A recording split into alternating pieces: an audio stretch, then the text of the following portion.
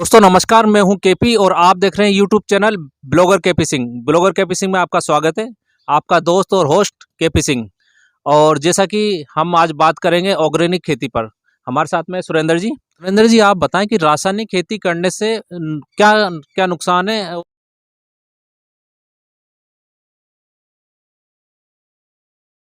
को बताना चाहूँगा कि जो रासायनिक खेती है, जो आज के ज़माने में आम हो गई है लोगों के लिए, किसानों के लिए। अधिकतर हाँ, रासायनिक खेती की जाती है। बिल्कुल, बिल्कुल। तो उसके क्या-क्या नुकसान हैं? तो जो सबसे बड़ा नुकसान है, वो है अपने ज़मीन की उत्पादन क्षमता का कम होना। कम होना। ये अपन देखते हैं कि आज बहुत से बड़ी मात्रा में अपनी ज़मीनें बंजर होती जा रही है, वो रासायनिक खाद का ही प्रयोग से हो रहा है। उसके बाद में मैं बताऊँगा कि जो अपन रासायनिक खाद का प्रयोग अपने खेतों में करते हैं और जब बारिश आती है तो अपने खेतों से जो रासायनिक खाद के रूप में नाइट्रेट निकल कर पानी के साथ में बहकर जाता है, वो कहीं न कहीं जाकर अपने जल स्रोतों को प्रदूषित करता है। उसके बाद में मैं आपको बताना चाहूँगा कि जो पशुओं को जो नुकसान है, वो ये है कि अपन अपने खेत में जब यूरिया, डीएपी या रासायनिक उर्वरक या पेस्टिसाइड का प्रयोग करते हैं और वही चारा अपन अपने जानवरों को खिलाते हैं, तो कहीं न कहीं देखा जाए तो जो अपने जानवर है वो भी कहीं न कहीं दूषित चारा खा रहे हैं। मैं उसके बारे में बताना चाहूँगा कि प्रदूषण बहुत ज़्यादा हो रहा है, क्योंकि क्या होता है कि जब अपन अपने खेत में पेस्टिसाइडों का छिड़काव करते हैं तो अपनी जो ज़मीन है उसकी परत बहुत कठोर हो जाती है ना? जैसे अपन पक्की चुनाई करते हैं वैसे वो हो जाती है, तो जो अपना ट्रैक्टर चलता है ना, वो 3 से 4 बार चलाना पड़ता है।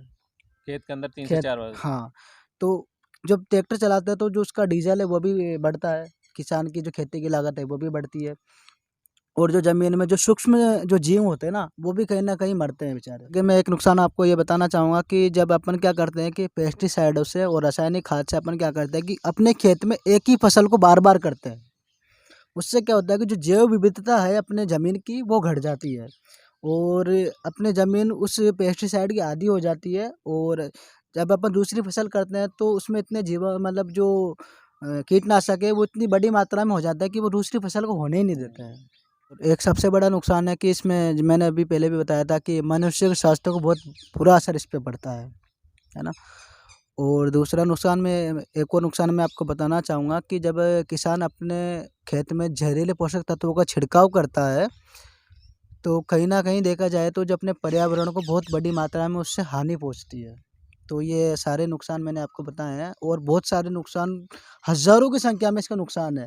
तो ये संभव नहीं है कि मैं अभी उनको आपको बता पाऊँ, जो मेजर नुकसान थे मैंने आपको बताया है और ये देखा जाए तो इन पे आज के ज़माने में प्रत्येक व्यक्ति को सोचना चाहिए, समझना चाहिए। सुरेंद्र जी ने हमको रासायनिक खेती करने से क्या-क्या नुकसान है उस बारे में बताया। तो किसान भाई इस पर विशेषकर ध्यान दें कि रासायनिक खेती करने से हमें बहुत ही अधिक नुकसान है। तो हो जितना हो सके जैविक खेती करें और अच्छी फसल पाएँ। जी, एक बात और जानना चाहूँगा आपसे मैं कि जो किसान भाई जो जैविक खेती करते हैं, तो क्या कोई इस तरह का सर्टिफ़िकेट या रजिस्ट्रेशन कराना पड़ता है जिससे उनको अच्छा मूल्य मिल सके या उनकी जो पैदावार है उसका फ़ायदा हो? उस विषय पे भी बताएँ, क्या इसका रजिस्ट्रेशन भी कराना पड़ता है क्या? केपी सिंह जी, मैं आपको बताना चाहूँगा कि जो किसान ऑर्गेनिक खेती कर रहा है या उसने शुरुआत की है या उसको साल से 2 साल उसको ऑर्गेनिक खेती करते हो गया, तो उसको लाइसेंस लेना ज़रूरी है। अच्छा। क्योंकि आज अपन देखते हैं कि प्रत्येक चीज़ में लाइसेंस होना ज़रूरी है। अगर आज अपन गाड़ी भी चलाते हैं, तो अपन को भले ही गाड़ी चलाना आता हो, लेकिन लाइसेंस होना अपने पास ज़रूरी है। बराबर। क्योंकि अपन उसी तब लीगल होंगे जब अपने पास लाइसेंस होगा।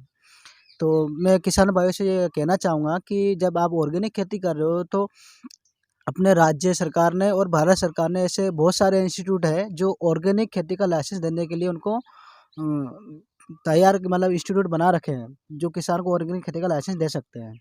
तो किसान भाई ऑनलाइन के लिए भी इसके लिए अप्लाई कर सकते हैं या ऑफलाइन भी अप्लाई कर सकते हैं या कृषि विज्ञान केंद्र में जाके भी इसके बारे में जानकारी ले सकते हैं। तो ऑर्गेनिक लाइसेंस आपको कैसे मिलेगा उसके बारे में मैं आपको थोड़ा-सा बताऊँगा कि जब क्या होता है कि किसान ऑर्गेनिक खेती की शुरुआत करता है, तो उसको पहले साल से ये प्रक्रिया करनी चाहिए कि ऑर्गेनिक लाइसेंस के लिए वो अप्लाई कर दे।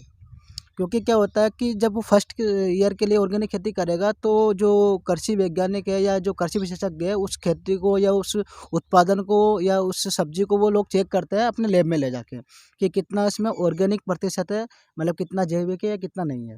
तो अपन को क्या करता है कि मिनिमम 2 से 3 साल लग जाता है उस लाइसेंस को वेरिफिकेशन होने में। जब तक आपके खेत में शुद्ध ऑर्गेनिक उत्पादन नहीं होगा किसी भी चीज़ का, तब तक आपको वो लाइसेंस नहीं मिलेगा।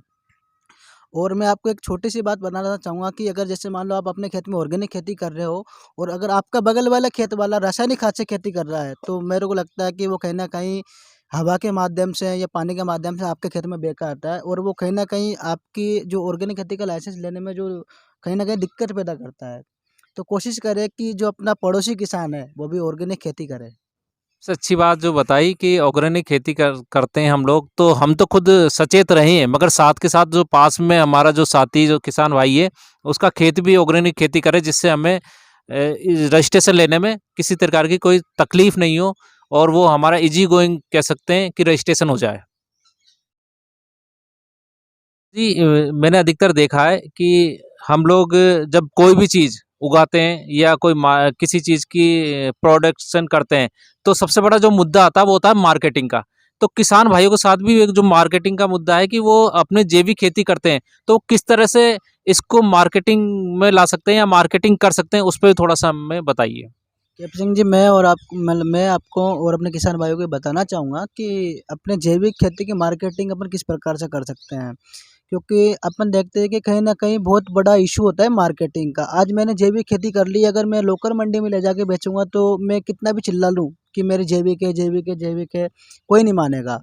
तो मैंने अभी थोड़ी देर पहले आपको बताया था कि जैविक खेती का लाइसेंस अगर अपन ले लें, तो शायद अपन कहीं न कहीं अपने सब्ज़ी पे या अपने फसल पे एक लेबल लग जाता है ऑर्गेनिक का। तो अपन को क्या करना है कि लाइसेंस लेने के बाद में जो अपनी मार्केटिंग है, वो राज्य स्तर पर या राष्ट्रीय स्तर पर करनी होती है। तो उसके लिए अपन को क्या करना है कि बहुत सारी बड़ी-बड़ी जो ब्रांड है, कंपनियाँ हैं, उनसे संपर्क कर सकते हैं या फिर अपन खुद का मार्केटिंग कंपनी खोल सकते हैं या जो सरकार की बहुत सारी स्कीम्स हैं, कृषि विज्ञान केंद्र में बहुत सारी स्कीम्स हैं मार्केटिंग को लेके, जैविक खेती को लेके, उसके पास अपन जा सकते हैं या लोकल मार्केट में एक ऑर्गेनिक के नाम से अपना स्टोर भी अपन अलग से चालू कर सकते हैं। तो ऑर्गेनिक के मार्केटिंग को लेके सबसे पहले मैं सबसे बड़ी बात ये कहना चाहूँगा कि अधिक से अधिक जो अपने आस-पास के लोग हैं, सर्विसमैन हैं, आम लोग हैं, उनको अपन जागरूक करें ताकि हमें जो अपनी सब्ज़ी है ना तो विदेश भेजनी पड़े या किसी दूसरे राज्य में भेजनी पड़े। अपने खेत पे ही लोग आएँ और अपनी सब्ज़ी जो ऑर्गेनिक का लेवल है अपना, उसको लेके जाएँ। और अगर मान लो कोई किसान क्वांटिटी में ऑर्गेनिक खेती करता है 10 बीघा में, 15 बीघा में या 5 बीघा में, तो उसके लिए बहुत सारे ऑप्शन है, बहुत सारे ब्रांड है जैसे रिलायंस है ई और क्या नाम है फैब इंडिया है और हैंड इन हैंड है, क्या नाम है ऑर्गेनिक इंडिया है। इनसे अपन संपर्क कर सकते हैं और अपनी जो जैविक खेती है उसको अपने देश में और विदेशों में आसानी से निर्यात कर सकते हैं। सुरेंद्र जी, आपने बताया कि जो मार्केटिंग है वो कैसे की जा सकती है जैविक खेती की, यानी कि जैविक खेती जो हम लोग करते हैं, हमको कहीं जाने की ज़रूरत नहीं है। सबसे पहले तो हम लोकल स्तर पर करें तो बहुत ही अच्छा होगा, क्योंकि हम लोकल स्तर पर जब करेंगे तो हमारे जो आसपास के लोग हैं वो शुद्ध खाएँगे, और जब शुद्ध खाएँगे तो वो अपने आप पब्लिसिटी कर सकते हैं, और बाकी आपने कुछ कंपनियों के नाम बताए, उनसे भी हम संपर्क कर सकते हैं। तो दोस्तों, अगर आपको ये वीडियो पसंद आई तो लाइक करें, शेयर करें, सब्सक्राइब करें।